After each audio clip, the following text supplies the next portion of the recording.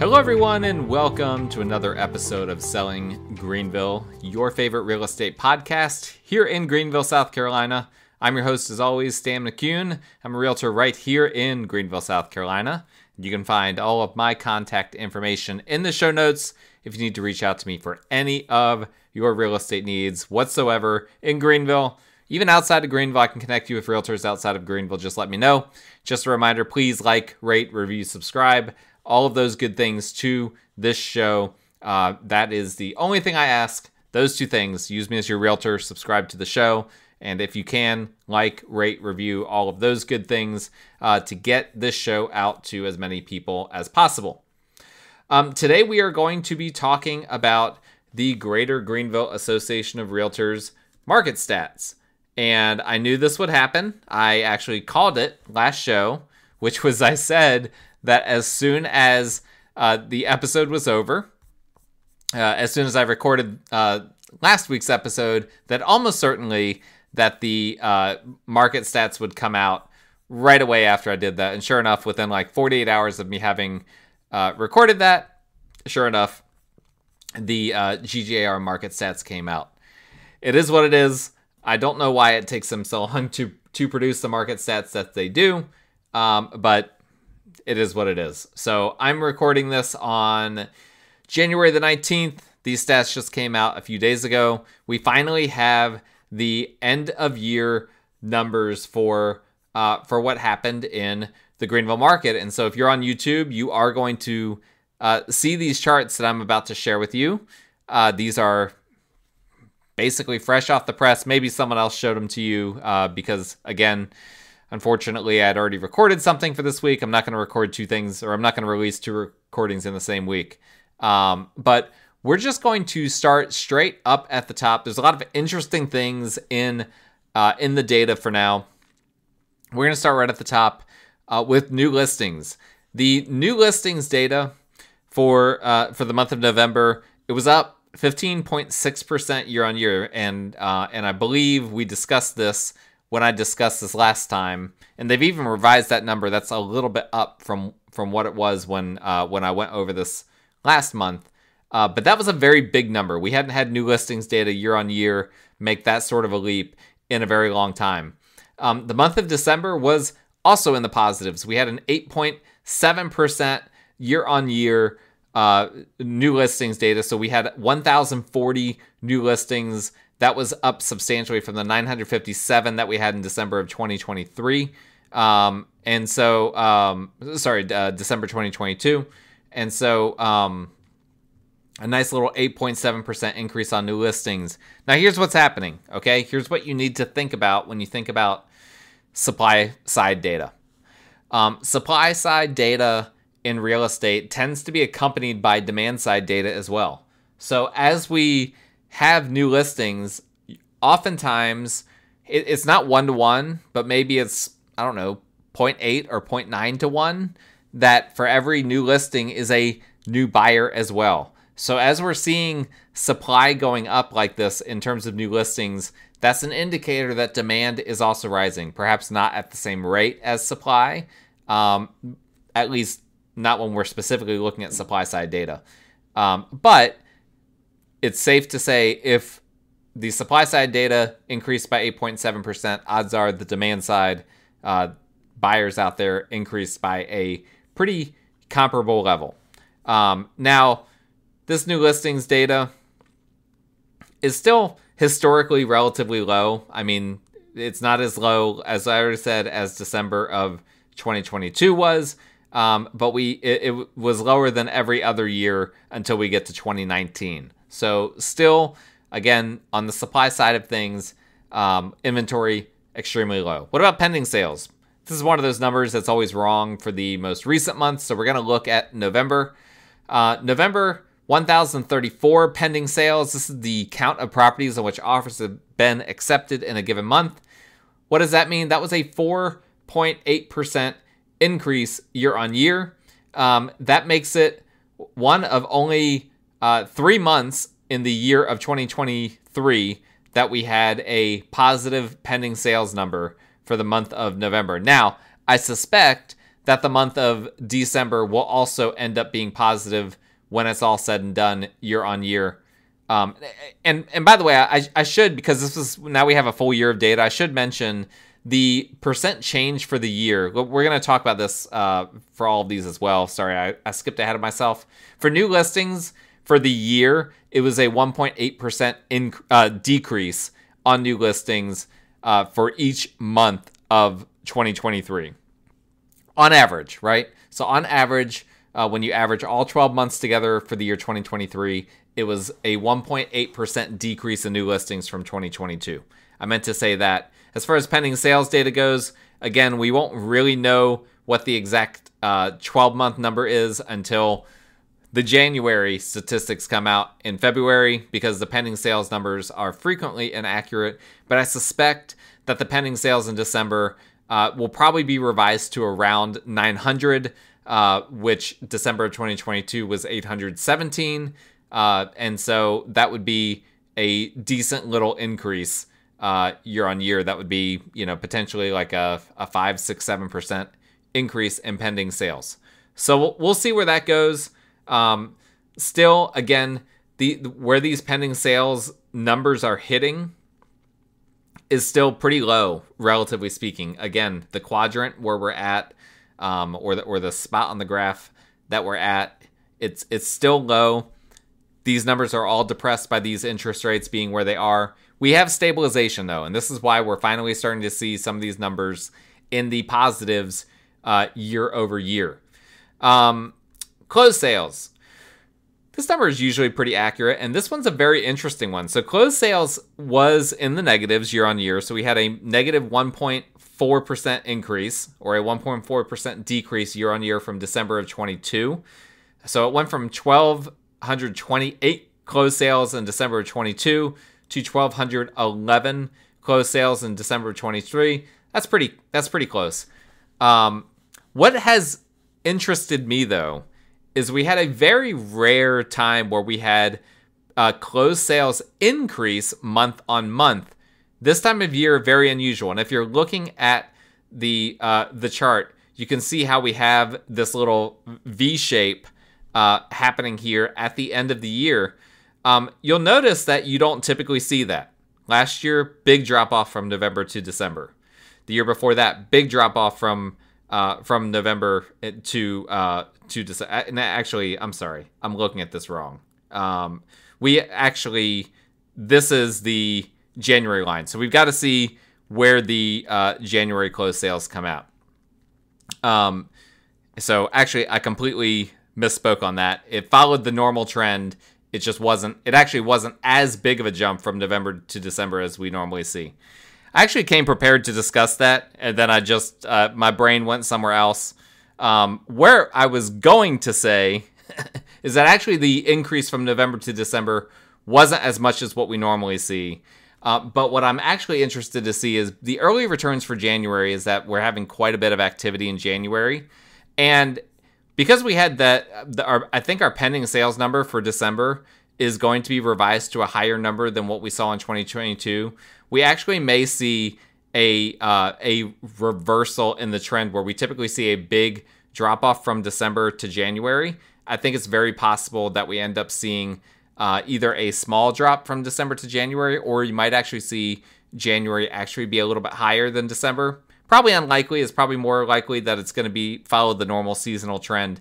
But I don't think the seasonal trend is going to be as extreme as we normally see, because from what I've seen so far, again, anecdotally, it's not in the data yet, but what I've seen so far is that January has been pretty strong. Now, here's a very interesting one. For December, the days on market until sale. This is one of the markers that we look at very closely.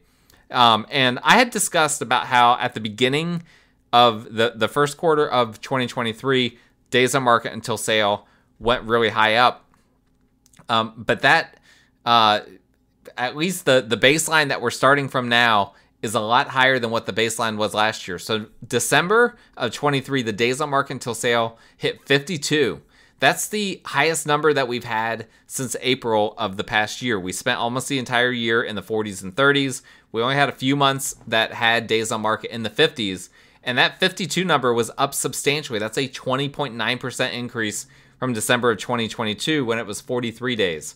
So this is very interesting, right? Because I thought days on market until sale was going to be higher for 2023. Well, when I made my bold predictions, I accounted for the fact that I thought that days on market in 2023 was going to be higher. So I was more conservative on that number for 2024.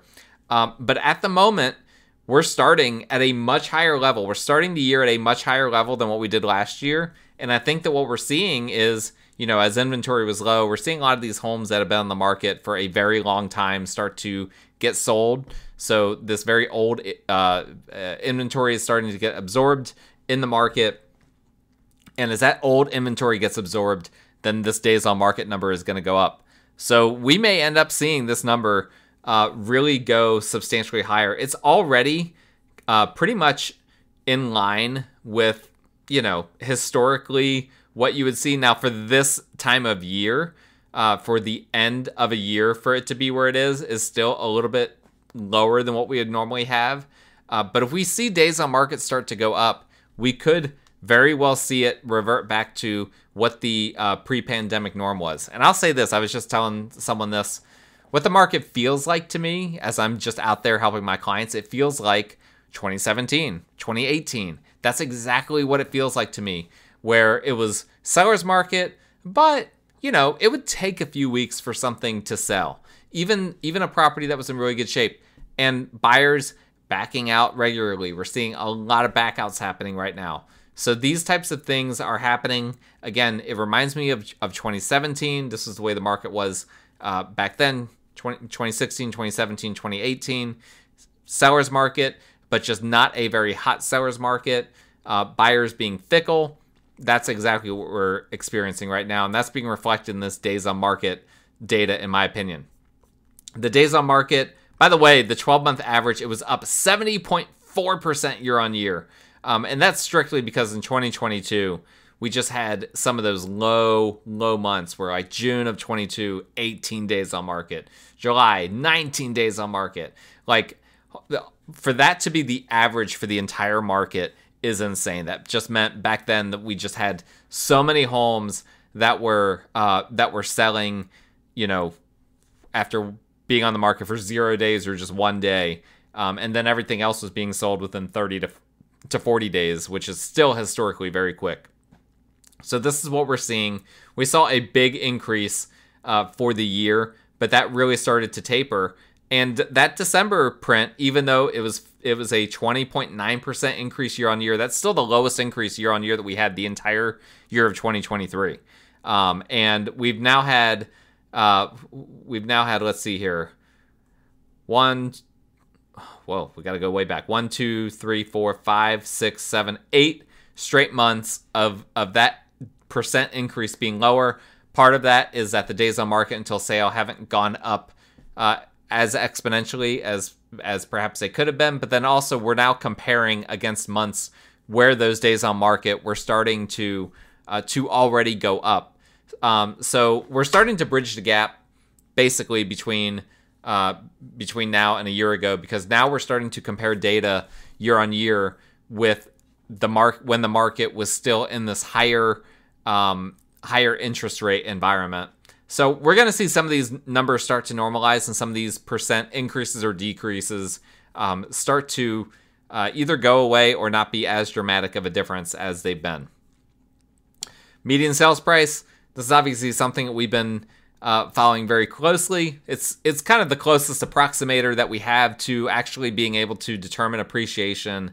And I've been telling you guys, I think we're going to end the year with pretty strong appreciation, relatively speaking, right? Because some of the country saw, a good bit of the country saw depreciation. And if you're looking at the headlines right now, there's a lot of headlines right now that are talking about prices going down, all this kind of stuff. Well, guess what? December 2023, the median price for greater Greenville area was $315,000, a 6.7% increase from December of 2022 when it was at $295,000.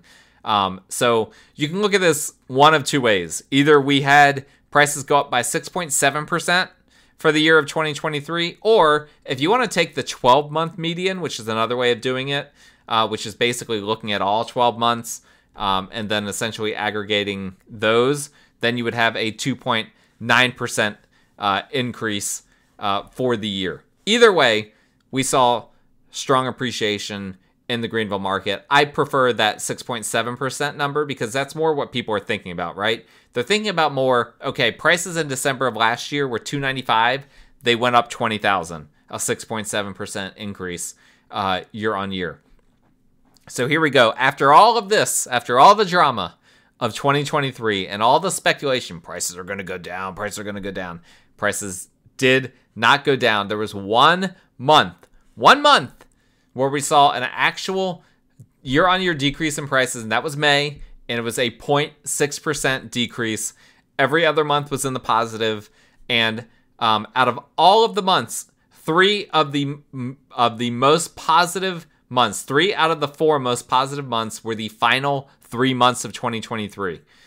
The only other month that compares, January had a 6.8% increase year-on-year to the median price point, the median sales price.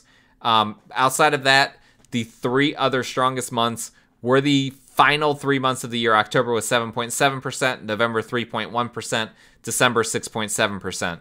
So if that is an indicator, it seems like we might be in kind of a launch mode here, right? If that continues into the busy season, which is what we are about to enter, right? We're in mid to late January. As we enter February, that's when we start to see the early rumblings of the busy season. By the time we hit March, we are in the thick of the busy season. And so I'm actually a little bit nervous about this. I'm nervous that we could hit double digits again in terms of appreciation, not for the year, but for some months. And if that happens, it's going to be chaos. So this is definitely something to track. But I think the headline is that we saw a 6.7% increase year on year for the month of December when it was all said and done. And if you take the entire year together, it was a 2.9% increase. Average, similar. We had a 4.8% increase to the average. I don't put a whole lot of stock in that because that fluctuates dramatically based on how many very expensive homes or how many very cheap homes are sold in a month. But for those that are interested, the average was 3.67, basically 367,500, roughly speaking, which was a 4.8% increase from 350,500 for December of 2022. And then if you want to take the 12-month average, that was a 4.2% increase. So either way you look at it, we had increases. As far as the average goes, there was only 1 month where we had a negative year-on-year average, and that was the month of March. So again, slightly different than the median, but when we put them all together, we can see very clearly Greenville saw some pretty strong price appreciation for the year 2023. Percent of list price received, we have the second straight month of a positive year-on-year print. Again, now we are, like I already said, we're comparing to months that and years that were still in a state of shock from mortgage rates going up so fast, so high, so fast. And so we're kind of comparing against the bottom here. But December, the percent of list price received, which is the percentage found when dividing a property's sales price by its most recent list price, and then taking the average for all properties sold in a given month, not accounting for seller concessions. December was 98.1% versus December of 22 was 97.9%, so a 0.2% increase year on year. For the 12-month average, we saw a decrease of 1.5%. No surprise, the 12-month average of 2022, because the first 7 months of the year were over 100% of list price received. The entire year 2022 had a 12-month average of 100%. So sellers, on average, were getting 100% of what they listed a home for, not including price reductions or seller concessions. Whereas for 2023, it was 98.5%. That's a healthy number, right? If we're in the 98% That's completely healthy. If we're in the high 97s, that's pretty healthy too.